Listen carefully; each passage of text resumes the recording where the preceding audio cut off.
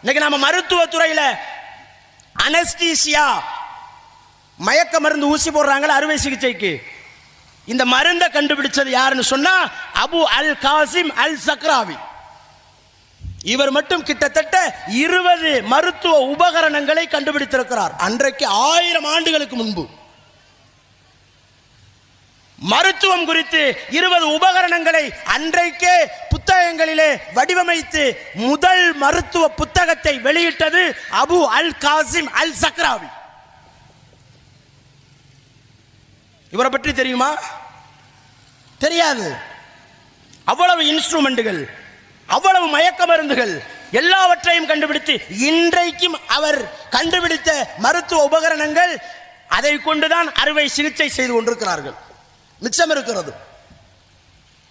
20க்கும் மேற்பட்ட உபகரணங்களை கண்டுபிடித்திருக்கிறார்.